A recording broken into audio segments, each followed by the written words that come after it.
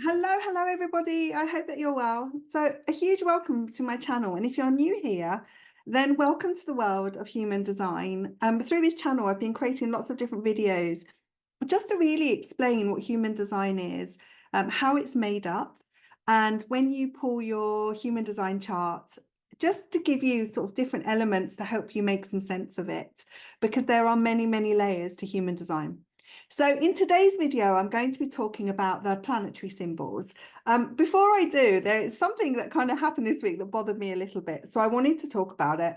And it's within the context of the planetary symbols. And I thought this would make a perfect video. So here we are. I was talking to somebody about a partnership for one of my businesses, and they came back and said to me, I've just had a look at your website and I can see that you do human design. We're not into astrology because we are Christians.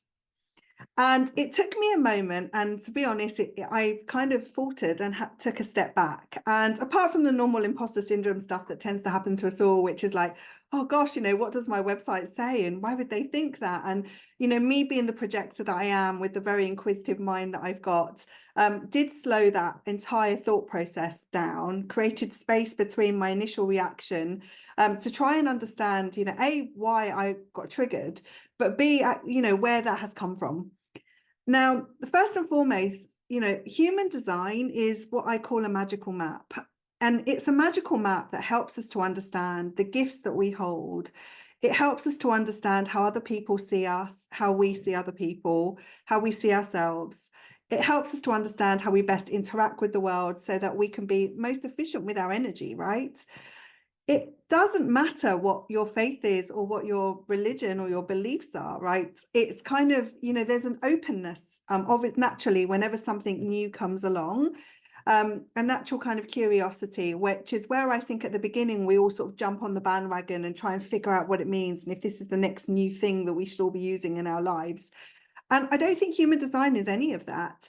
I'm really passionate about sharing it because it has had such a profound impact on my life and the people around me and the people that I coach. And it's had a huge impact in the way that I do business, the way that I build business, how I align myself on a day-to-day basis, and how I kind of know to best use my energy to get the maximum performance out of myself. Think of it like that, right? So I find it was an interesting one. So I just want to say that, the human design is all about the magical story that you can express in your lifetime. Now, I'm fully aware of the words I've just used, and to some people it might be a bit like eye rolly or a bit woo, and and that's fine. I have faith. My faith is based on the universe. I'm very much a spiritual believer in terms of source energy.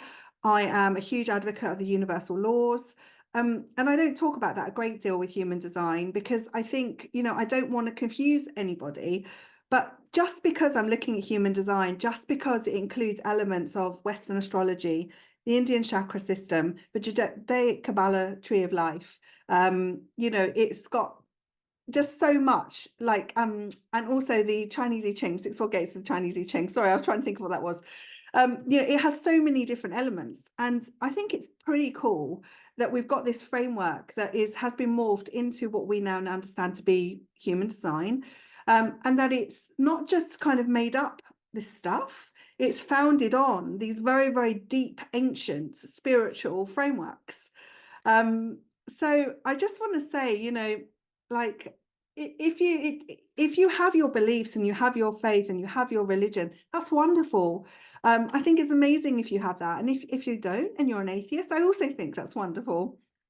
I am a big believer in doing what is right for you and not forcing somebody to have to change or to change their beliefs, right?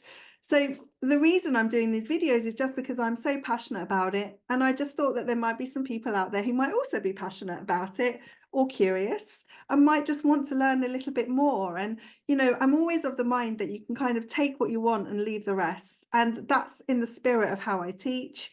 That's in the spirit of what I'm sharing. There is no cult behavior here. There's no religious kind of fanatics behind this. We're not trying to brainwash anybody. We're just to give you information. And how you use that information is absolutely up to you.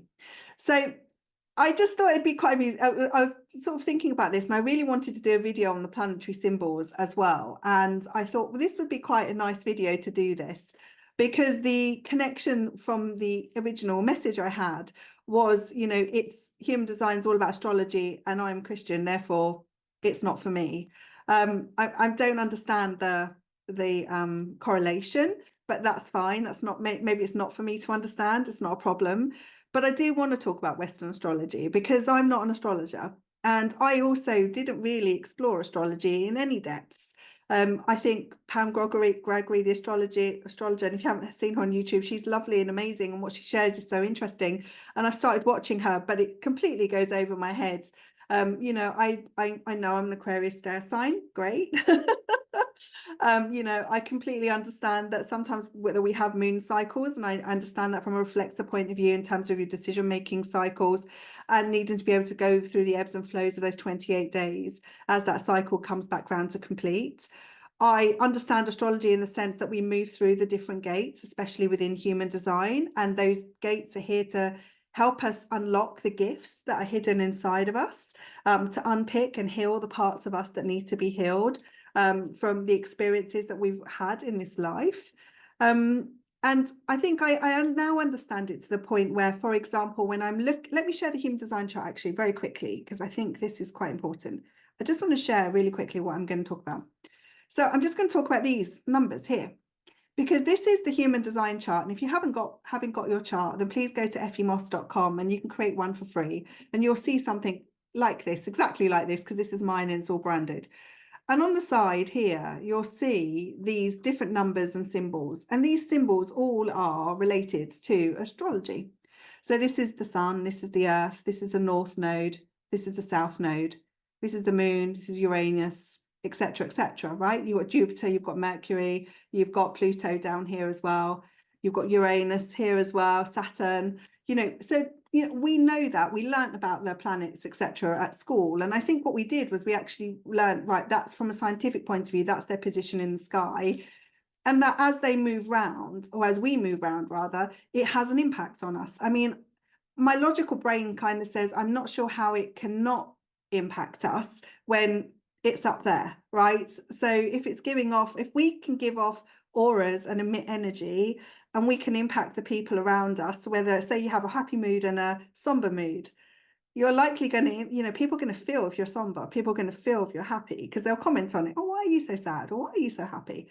Right? If we can project that from our beings and our bodies, then it just makes logical sense to me that we are emitting energies and different types of forces from the planets, right?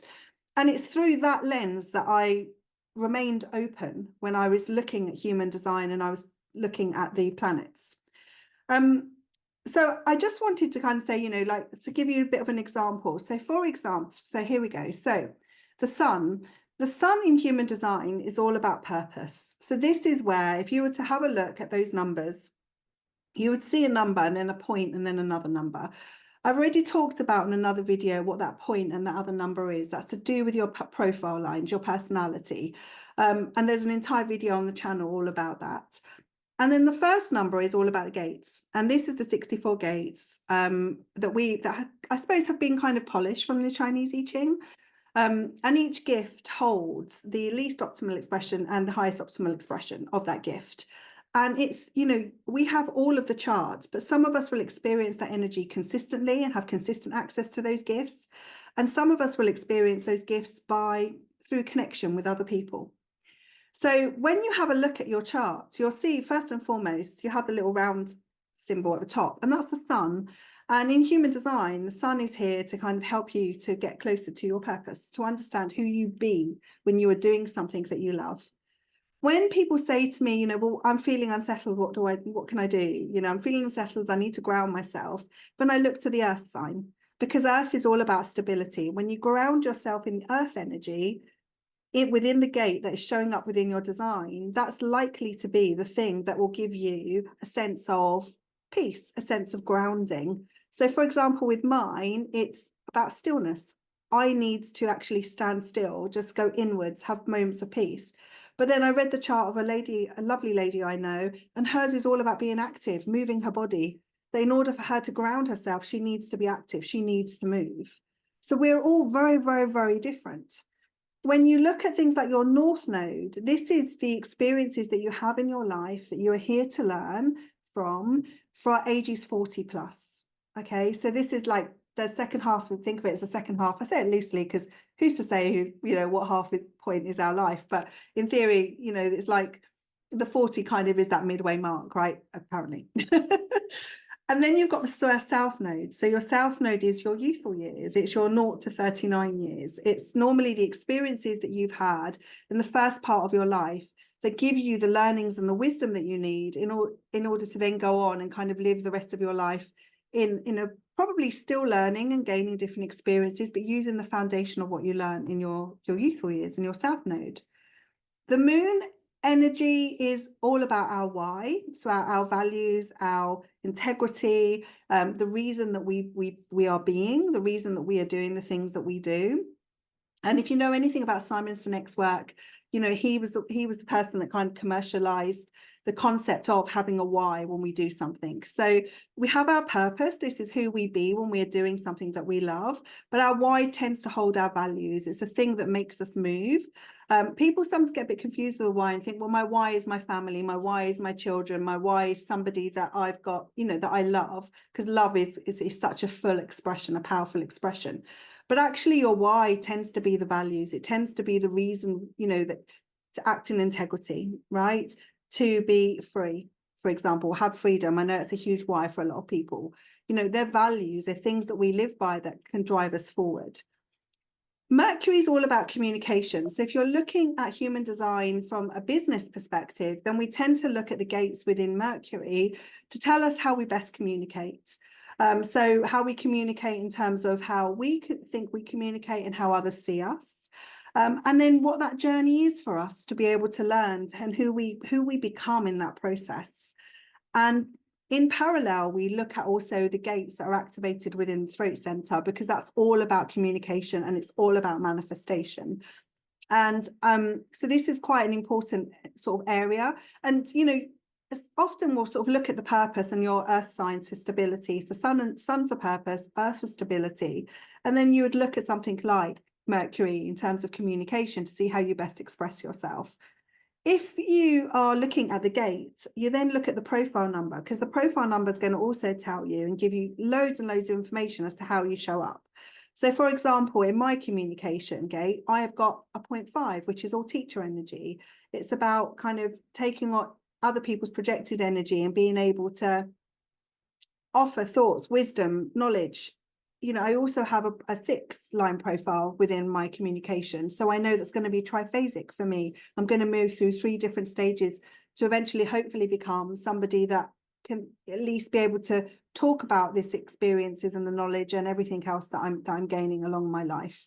And I have to be honest with you as well, like when I found out I was like a 4/6, the 6 made me really uncomfortable, especially when people are using words like role model and mentor and wise sage. I mean, no one sits here because I kind of going, yeah, I'm a wise sage, or I'm a role model, and so it was a really interesting experience. And I could have just put this all down. And in fact, I did put all this down quite a few times, and then decided, you know what? No, it kept coming back to me. And I wanted then to learn more and pay more and more attention. I had to peel back the layers before I could be completely open to embrace it and think it through.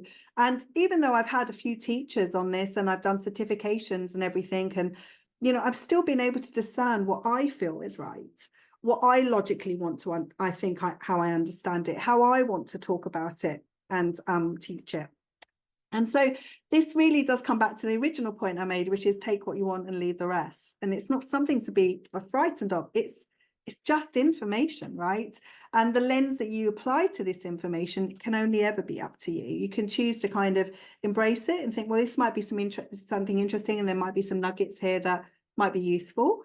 Yeah, I want to learn more about this. No, this isn't for me. I'm doing something else. That's great. It's up to you how you want to look at human design. Human design also gives us things like Venus. So Venus is all about our relationships, and much like our why with the moon, it also gives us the understanding around our values. So in order to be able to express our why, we tend to go through the Venus sequence, which enables us to really align with our values. And often our values are created through our life experiences, through watching other people maybe be in a way that doesn't feel right to us. And often our values are born from those kind of situations. Mars is all about our youthful experience, and Mars can be quite naughty energy because it can be quite persistent. And I think with Mars as well, it's here to kind of, it's a consistent teaching throughout our whole life, but obviously you're not 21 for forever, right? I don't know if it's a good thing or a bad thing. But you're not 21 for forever. So the way that you'll experience those youthful learnings throughout your whole life is going to be very, very different, because as you get older, as you become wiser, as you have more and more experiences in your life, you'll apply them to those youthful experiences. You'll look at them through a different lens in your life. Jupiter's all about abundance and blessings. So this is very much around where we all thrive. So this is where you can kind of really, really explore the themes of the gates and the profile lines within your blessings to help you understand, you know, like where maybe you are falling short for yourself, where you're undervaluing yourself, where you are questioning your self-worth and self-love and all those amazing things that we get to experience in this lifetime. Saturn's our lessons, so it's here. So we talk about in human design about a Saturn return. So you often have, I think it's two to three Saturn returns in a lifetime. So often it'll be something that will just keep coming back round, but obviously with a different coat on, if you like, a different jumper on each time it comes back round, but you'll recognize it. And nothing's a test, by the way. Nothing is here to test you. And I think that's one of the things that comes out of law of attraction, is that people believe that things are here to test us. They're not. They're just experiences, right? You choose how you want to respond to that experience. And as I always say, you know, everything always has a neutral basis, a neutral foundation. And then whether you decide it's a good or a bad thing will depend on the lens that you apply to it, how you decide, the glasses that you decide to put on and see through them at the thing that you're observing, right? Uranus is where you're different. So this is like your uniqueness, which is really, really interesting, especially for our reflectors and our projectors and our manifestors. Neptune's all about spiritual growth. So I think this is a really wonderful one, because I think we do become more spiritually aware as we become older. I know I've had some really interesting life experiences where I didn't have spiritual faith in any way. I was frightened when people used to say God to me or religion. I was kind of conditioned to think it was this bad thing, despite having grandparents that showed up to church every Sunday, you know, and were just so committed to their faith. And I had to do a lot of work to try and understand why that triggered me in that way. And that's when I found the universal laws. That's when I found my faith. And so there is a huge difference between religion and faith, right?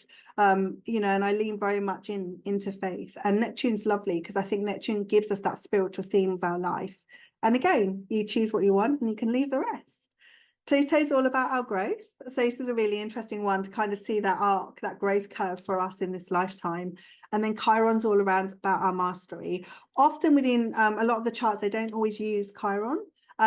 We include Chiron because I think it's such a powerful, powerful sign. And also when you look at your life journey, you'll see as well that you do have a Chiron, what we call a Chiron return later on in your life, which is like the evolution of your mastery. Okay. So, you know, it doesn't, you know, we can explain this in many different ways. We can say, you know, we're here to paint the picture of our life. We're here to create the story of our life. You know, whatever words you are comfortable using, use those. But if you have any questions at all, just let me know. Please pop them down in the comments below. You know, I love to speak to everybody in the community. If you found this video useful, please hit like, and don't forget to subscribe if you haven't subscribed to a channel, because it helps me more than you know. And yeah, I look forward to seeing you all in the next video. Take care, everybody, and I'll speak to you soon. Bye.